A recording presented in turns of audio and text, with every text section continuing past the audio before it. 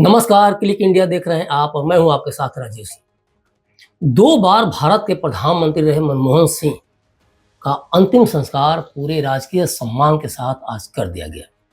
मनमोहन सिंह देश के ईमानदार और बहुत ही सरल स्वभाव के व्यक्ति थे, लेकिन जिस खबर को लेकर मैं आपके सामने हाजिर हूं वो है मनमोहन सिंह का समाधि स्थल। पूर्व प्रधानमंत्री डॉक्टर मनमोहन सिंह के निधन के बाद उनके स्मारक को लेकर बीजेपी और कांग्रेस के बीच बहस छिड़ गई है। कांग्रेस ने स्मारक के लिए तुरंत जमीन आवंटित करने की मांग की है। हालांकि कांग्रेस की मांग के बाद कैबिनेट बैठक में तय हुआ कि मनमोहन सिंह की स्मृति में स्मारक और समाधि स्थल बनाया जाएगा। गृह मंत्री अमित शाह ने कांग्रेस अध्यक्ष और उनके परिवार को सूचित किया कि सरकार स्मारक के लिए जगह देगी। ये तो हो गई खबर। अब बवाल क्या है इसे लेकर, चलिए उसे भी समझ लेते हैं। कि क्योंकि ये वो बवाल है जिसमें सिख वोटों को भी निशाना बनाया जा रहा है, तो कोई मनमोहन सिंह की पर्सनैलिटी का श्रेय भी अपनी ओर खींचना चाहता है। इन सब मामलों को समझने के लिए जरूरी है कि साल 2013 के उस फैसले को समझा जाए जिसका कनेक्शन मनमोहन सिंह के समाधि स्थल से भी कहीं ना कहीं है ही। 2013 का साल भारतीय राजनीति में कई महत्वपूर्ण घटनाओं का गवाह था और एक ऐसा फैसला भी लिया गया जिसे लेकर आज भी चर्चाएं जारी हैं। फैसला यह था कि यमुना के किनारे राजघाट के पास किसी प्रधानमंत्री की समाधि स्थल के लिए अलग से जमीन नहीं दी जाएगी। फैसले में कहा गया कि अब दिल्ली में किसी भी पूर्व प्रधानमंत्री, राष्ट्रपति या उपराष्ट्रपति की समाधि के लिए नई जमीन नहीं दी जाएगी। इसके बजाय उनका समाधि स्थल राष्ट्रपति ज्ञानी जैल सिंह के स्मारक के पास बनेगा, जिसे राष्ट्रीय स्मृति नाम दिया गया। इसका उद्देश्य यह था कि दिल्ली में किसी भी नए समाधि स्थल के लिए अतिरिक्त भूमि का अधिग्रहण न किया जाए। और ये फैसला प्रधानमंत्री मनमोहन सिंह की सरकार द्वारा ही लिया गया था। अब सवाल है कि ये फैसला लिया क्यों गया। इस फैसले की प्रमुख वजह यह थी कि तत्कालीन कैबिनेट को यह एहसास हो गया था कि अगर नए समाधि स्थलों के लिए जमीन दी जाती है तो पहले से मौजूद समाधि स्थलों में से ही जमीन ली जाएगी। और वहां सबसे ज्यादा जगह किनके समाधि स्थलों ने घेर रखी है? नेहरू परिवार ने। तो स्वाभाविक सी बात है कि अगर नियम नहीं बदलता तो नेहरू परिवार के सदस्य की समाधियों की जमीन ली जाती, जो कि यमुना किनारे 100 एकड़ से ज्यादा भूमि पर बनी हुई थी। दूसरी बात, 2013 में ये स्पष्ट भी हो चुका था लगभग कांग्रेस सरकार को या फिर गांधी परिवार को कि गांधी परिवार की तरफ से तो कम से कम सोनिया गांधी पीएम नहीं बनने वाली हैं। और रही बात राहुल और प्रियंका के पीएम बनने की, तो उनके भी आसार या लक्षण ऐसे नजर नहीं आए। जो आज तक आप देख भी रहे हैं, ये तीसरी बार मोदी सरकार सत्ता पर काबिज है, 2 बार बहुमत से, इस बार अन्य पार्टियों के सहयोग से। तो यहाँ तो 4-5 साल तो अभी भी गांधी परिवार भूल ही जाए। और जिस तरह से लोगों की राहुल गांधी की उम्र है या अन्य नेताओं की जो कांग्रेस सरकार में है या कांग्रेस पार्टी में है, चांसेस कम है। तो वैसे भी देखा जाए तो कहीं से भी कांग्रेस सरकार आती नहीं दिख रही है। तो राहुल गांधी या फिर गांधी परिवार से कोई पीएम बन जाए, ये तो दूर की कौड़ी के समान ही है। तो कुल मिलाकर देखा जाए तो नेहरू परिवार का दिल्ली में स्थित समाधि स्थल, जिसमें जवाहरलाल नेहरू, इंदिरा गांधी, राजीव गांधी और संजय गांधी की समाधियां शामिल हैं, एक बड़े भूखंड पर स्थित है और इस पूरे एरिया को राष्ट्रीय स्मृति कहा जाता है। इस भूमि का एक हिस्से को उस वक्त की मनमोहन सरकार के फैसले से बचा लिया गया ताकि नेहरू परिवार के समाधियों की भूमि पर कोई भी बदलाव न किया जा सके। तो सवाल है कि क्या होना चाहिए, क्योंकि अगर मनमोहन सिंह की समाधि के लिए राष्ट्रीय स्मृति में जगह दी जाती है तो यह एक तार्किक और सम्मानजनक कदम होगा। इससे संदेश जाएगा कि वे देश के प्रधानमंत्री थे और उनके योगदान को सम्मानित किया गया। लेकिन अगर उनके लिए नई भूमि आवंटित की जाती है तो इसे राजनीति से प्रेरित कदम कहने वाले कह सकते हैं। दूसरी बात कि अगर राष्ट्रीय स्मृति में मनमोहन सिंह के लिए जगह बनाई जाती है तो क्या इसके लिए कांग्रेस तैयार है? क्योंकि बिना नेहरू परिवार के समाधि स्थल में कोई बदलाव किए ये तो संभव है नहीं। तो क्या कांग्रेस मरने के बाद बराबरी में विश्वास करती है? क्योंकि संजय गांधी की यहाँ समाधि है, जबकि वे देश के प्रधानमंत्री तो थे नहीं। जबकि देश के जाने माने प्रधानमंत्री नरसिम्हा राव की समाधि को लेकर कांग्रेस कभी आगे नहीं आई। आरोप तो यहां तक है कि उनकी डेड बॉडी तक कांग्रेस मुख्यालय के गेट पर आधा घंटा इंतजार करती रही। और इन सबके बीच एक और खास बात कि मनमोहन सिंह के फैसले से जो कि जुड़ी है, जिसका जिक्र हमने पहले भी किया कि समाधि स्थल के लिए नई भूमि आवंटित नहीं की जाएगी। तो सवाल उठता है कि अगर इस परंपरा को आगे बढ़ाया जाता है तो फिर यह तो तय है कि अतिरिक्त भूमि का अधिग्रहण नहीं किया जाएगा और नेहरू परिवार के समाधि स्थल के बीच ही मनमोहन सिंह का समाधि स्थल बनेगा। तो अब समय आ गया है कि हम इस फैसले पर विचार करें कि क्या मनमोहन सिंह के लिए भी उसी तरह का सम्मान दिया जाए जैसा अन्य प्रधानमंत्रियों को मिलता है, या फिर हमें एक नई परंपरा स्थापित करनी चाहिए जिसमें समाधि स्थल के लिए भूमि का पुनः आवंटन न किया जाए। स्मारक के लिए 1 एकड़ जमीन काफी होती है, इसे लेकर कोई बहस नहीं हो सकती। फिर भी अगर बात की जाए नेहरू परिवार की समाधियों की, तो एक सवाल उठता है कि क्या यह सही नहीं होगा कि नेहरू परिवार सोनिया गांधी और राहुल गांधी, जो खुद को गांधी परिवार का हिस्सा मानते हैं, मनमोहन सिंह के योगदान को सम्मान देने के लिए 1 एकड़ जमीन उनके लिए आवंटित करने का प्रस्ताव लाए। मोदी सरकार को भी चाहिए कि राजनीतिक आरोप प्रत्यारोप की परवाह किए बगैर वही करे जो राष्ट्र हित में हो, क्योंकि नेहरू कोई मुगल बसा तो थे नहीं कि उनकी समाधि स्थल के चारों तरफ फव्वारे वगैरह हों।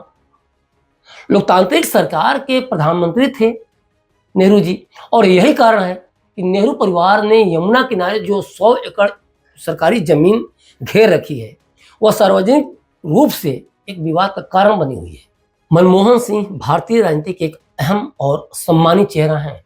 उनकी नीति, उनके निर्णय, उनका योगदान देश की राजनीति के इतिहास में हमेशा याद रखा जाएगा। लेकिन जिस तरह से कांग्रेस पार्टी और विशेष रूप से नेहरू गांधी परिवार उनके सम्मान को लेकर राजनीति कर रही है, वह न केवल गलत है बल्कि यह राजनीतिक नैतिकता की घोर अवहेलना भी है। कांग्रेस पार्टी को यह समझना चाहिए कि किसी पूर्व प्रधानमंत्री के सम्मान में राजनीति करना एक निश्चितता है। जब देश के प्रधानमंत्री या किसी बड़े नेता की बात होती है तो उनका सम्मान देश के नागरिकों की जिम्मेदारी होती है, न कि किसी एक परिवार के राजनीतिक एजेंडे का हिस्सा। क्या यह बात कांग्रेस या गांधी परिवार को समझ में आ रही है? अगर हम कांग्रेस की कार्यशैली पर नजर डालें तो यह समझना मुश्किल नहीं है कि उसने अपने पूर्व प्रधानमंत्रियों के सम्मान में किस तरह का रवैया अपनाया है। एक उदाहरण के तौर पर 1980 और 1990 के दशक की बात कर लें तो 1980 और 90 के दशक की शुरुआत में जब विश्वनाथ प्रताप सिंह और नरसिम्हा राव का निधन हुआ तो कांग्रेस ने उनके योगदान को पूरी तरह से नजरअंदाज किया।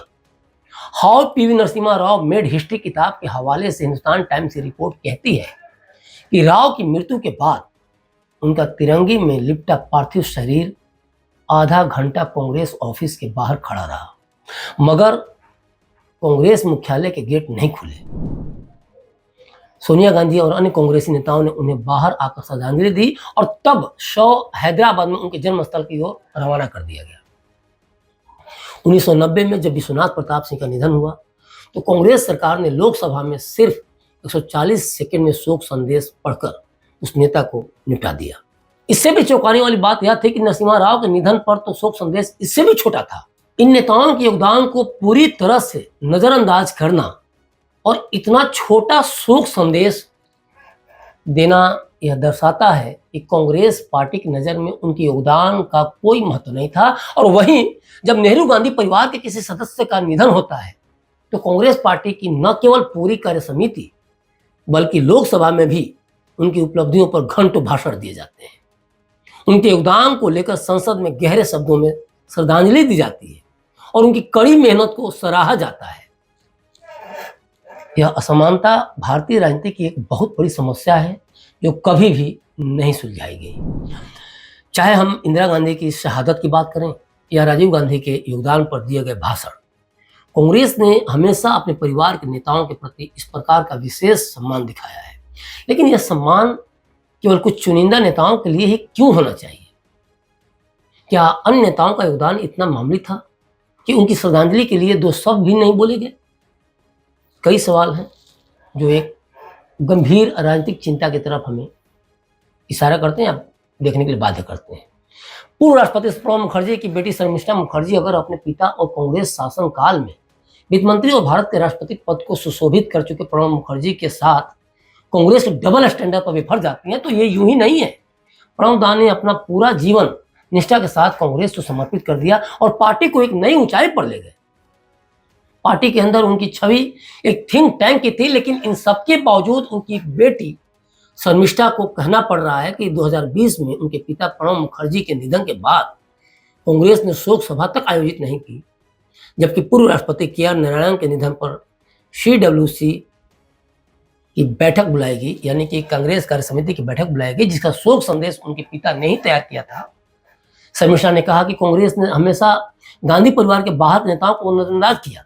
कांग्रेस अध्यक्ष मल्लिकार्जुन खड़गे ने अब पूर्व प्रधानमंत्री मनमोहन सिंह के लिए दिल्ली में स्मारक की मांग की है, जबकि 2004 में नरसिम्हा राव के निधन पर उनकी समाधि के लिए कांग्रेस ने राजघाट परिसर में जगह देने से इनकार कर दिया था। बीजेपी नेता CR केशवन और सुधांशु त्रिवेदी ने भी कांग्रेस पर निशाना साधा है और कहा है कि पार्टी ने मनमोहन सिंह जी को कभी जीवन काल में सम्मान नहीं दिया और अब उनके नाम पर राजनीति कर रही है। कांग्रेस के इस रवैये को देश कभी नहीं भूलेगा।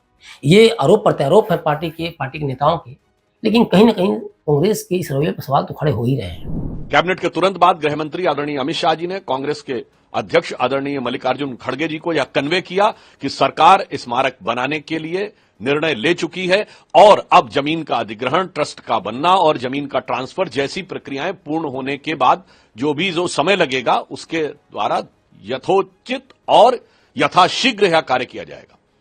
परंतु बहुत दुख की बात है कि कांग्रेस पार्टी, जिसने जीवन काल में डॉक्टर मनमोहन सिंह जी को कभी सम्मान नहीं दिया, हमें याद रखना चाहिए कि अंतिम चरण में 2014 में उन्होंने एक राष्ट्रीय स्मृति बनाने का प्रयास किया था, क्योंकि जब उन्हें लगा था कि सरकार जाने वाली है।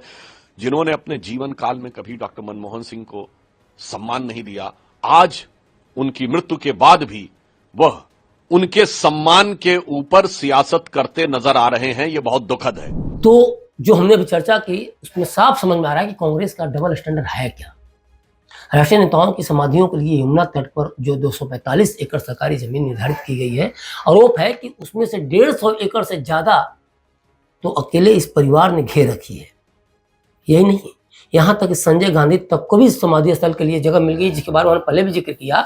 तो क्या यह उचित नहीं होगा इस विशाल जमीन में थोड़ी सी जगह मनमोहन सिंह के लिए भी दी जाए? उन्होंने इस देश के लिए महत्वपूर्ण काम किए हैं, जिनमें आर्थिक सुधार, वैश्विक मंच पर भारत की स्थिति को मजबूत करना और देश की आर्थिक दिशा को सही दिशा देना भी शामिल है। मनमोहन सिंह के योगदान को नजरअंदाज करना या उन्हें उचित सम्मान से वंचित करना यह देश के लिए एक गलत संकेत होगा। कांग्रेस पार्टी और नेहरू गांधी परिवार को अब राजनीति से ऊपर उठकर सोचना चाहिए और मनमोहन सिंह के योगदान को सही तरीके से सम्मानित करना चाहिए।